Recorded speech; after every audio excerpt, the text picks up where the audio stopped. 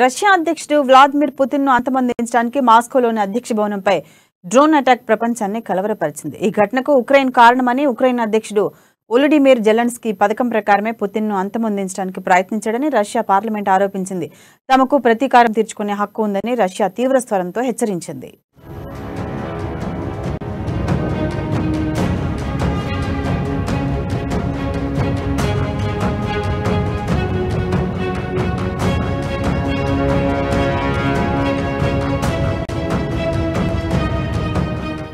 Russia అధ్యక్షుడి నివాసంపై drone దాడి,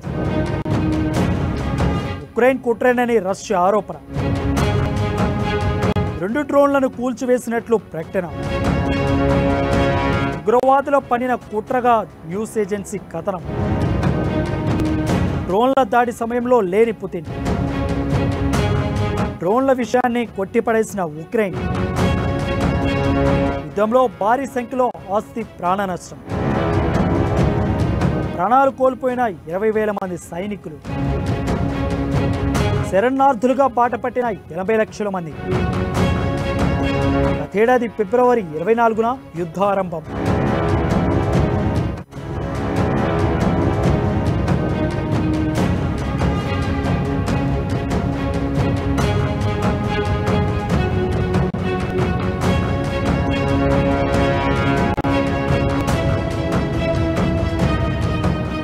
శత్రు దుర్భేద్యంగా ఉండే రష్యా అధ్యక్షుడి అధికార నివాసంపై డ్రోన్ దాడి జరిగింది.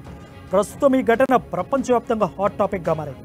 రాత్రి సమయంలో 2 డ్రోన్లతో దాడి చేసి రష్యా అధ్యక్షుడు వ్లాదిమిర్ పుతిన్ను చంపేందుకు ఉక్రెయిన్ ప్రయత్నించిందని రష్యా ఆరోపిస్తుంది. మరోవైపు క్లెయిమ్పై డ్రోన్ దాడికి సంబంధించిన వీడియో ఇప్పుడు సోషల్ మీడియాలో వైరల్గా మారింది.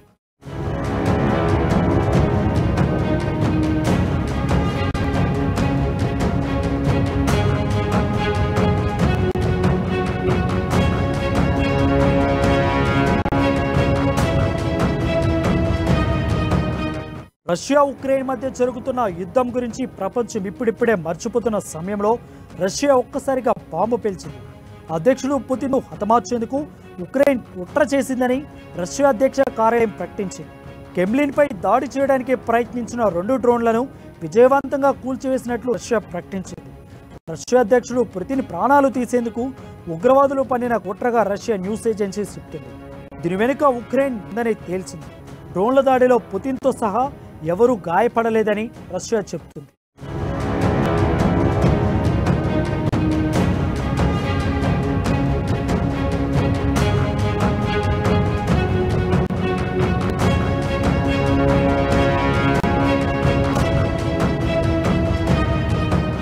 ప్రతి సంవత్సరం మే 9న విక్టరీ డేగా సెలబ్రేట్ చేసుకుంటుంది రష్యా. జర్మనీ నాజీ సైన్యంపై సోవియట్ ప్రభుత్వం సాధించిన విజయానికి గుర్తుగా విక్టరీ డేను జరుపుకుంటారు.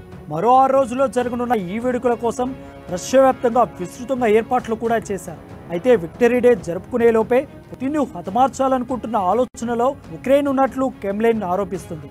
అందులో భాగంగానే డ్రోన్లతో దాడులకు పాల్పడినట్లు చెబుతుంది. డ్రోన్లతో దాడికి ప్రయత్నించిన సమయంలో అధ్యక్ష భవనంలో పుతిన్ లేరని, అయితే ఉక్రెయిన్పై ప్రతిదాడులు తప్పవంటూ హెచ్చరించింది.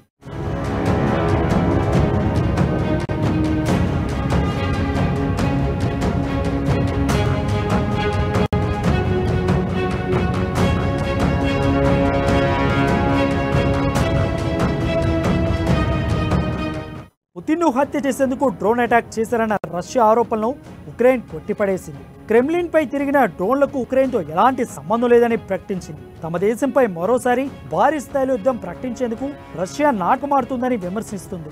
రష్యా కబద్ధ హస్తాల నుంచి తమ భూభాగాన్ని రక్షించుకునే పనిలో ఉన్నామని, ఇతర దేశాలపై దాడులు చేసి అధ్యక్షుడిని చంపే తీరిక తమకు లేదని ఉక్రెయిన్ అధ్యక్షుడి ప్రతినిధి ప్రకటించారు.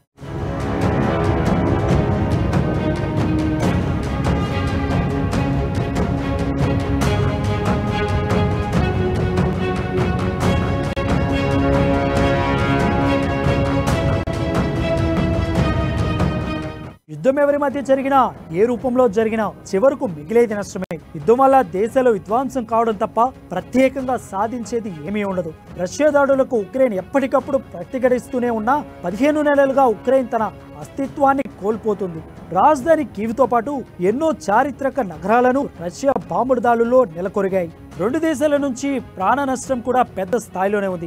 గడిచిన 5 నెలల్లో ఉక్రెయిన్ యుద్ధంలో పాల్గొన్న 20,000 మంది సైనికులు ప్రాణాలు కోల్పోయినట్లు అమెరికా ఓ అంచనాకు వచ్చింది. ఉక్రెయిన్ రష్యా మధ్య జరుగుతున్న యుద్ధం మానవ జాతి చరిత్రలోనే అతిపెద్ద సంక్షోభాన్ని సృష్టించింది.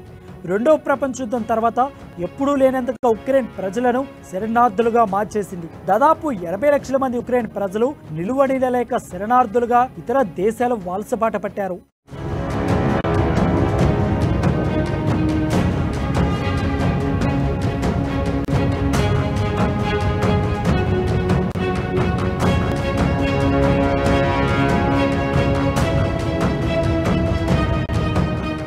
ఉక్రెయిన్పై రష్యా యుద్ధం మొదలుపెట్టి 433 రోజులు గడిచింది. గతేడాది ఫిబ్రవరి 24న రష్యా ఒక్కసారిగా క్షిపణులతో విరుచుకుపడింది. అమెరికా సహా పశ్చిమ దేశాలతో చేతులు కలిపి తమ సార్వభౌమత్వానికి భంగం కలిగించేలా ఉక్రెయిన్ వ్యవహరిస్తుందని ఆరోపిస్తూ పుతిన్ వార్ డిక్లేర్ చేశారు. అప్పటి నుంచి ఉక్రెయిన్పై రష్యా బాంబు దాడులకు కొనసాగిస్తూనే ఉంది. ప్రపంచం రెండుగా చీలిపోయింది. ఉక్రెయిన్కు మద్దతుగా అమెరికా భారీ స్థాయిలో ఆయుధాలు సరఫరా చేస్తే సుదీర్ఘమైన పోరాటం చేయడం ద్వారా రష్యా ఆర్థికంగా ఇబ్బందులు ఎదుర్కొంటుంది. అమెరికాతో పాటు యూరోపియన్ యూనియన్ ఆర్థిక ఆంక్షలు విధించినా పుతిన్ మాత్రం వెనుకడుగు వేయడం లేదు.